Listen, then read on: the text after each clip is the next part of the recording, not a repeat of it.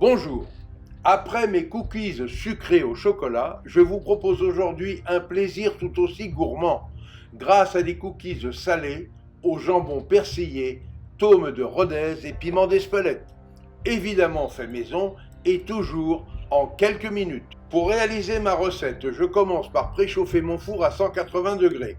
Et pendant ce temps, je mélange dans un saladier un œuf entier de poule élevé en plein air, 85 g de beurre de baratte fondu, auquel j'ajoute 75 g d'une tranche de jambon persillé préalablement taillé en petits dés, 75 g de tome de Rodez râpé, avant d'ajouter 5 g de levure, une légère pincée de fleur de sel, une bonne pincée de piment d'Espelette, et je continue à mélanger jusqu'à obtenir une pâte homogène.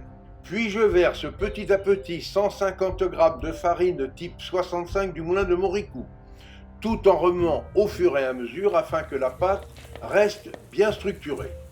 Aussitôt cette opération terminée, je fractionne cette pâte en 4 portions que je dispose dans des cercles adressés sur une feuille de papier sulfurisée, préalablement étalée sur une plaque allant au four, et j'enfourne alors ces galettes de cookies pour une durée d'une quinzaine de minutes.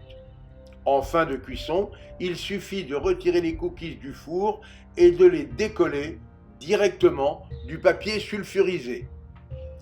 Je conseille alors de les déguster plutôt tièdes pour accompagner par exemple une salade de laitue à l'huile de noix, ou alors une salade de lentilles, mais aussi une salade d'endives au friton de porc, ou alors des poivrons farcis au fromage et jambon, sans oublier de bons œufs brouillés au lactaire délicieux, et tant d'autres accords pour ravir les papilles de votre famille et de vos convives.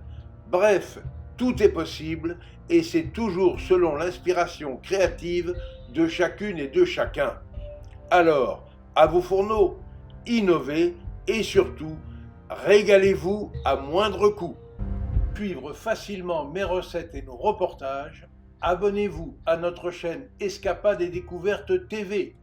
Vous y découvrirez aussi nos accords mets et vins.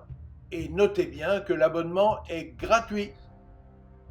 Et surtout, obligez-vous à faire travailler les producteurs locaux de vos régions.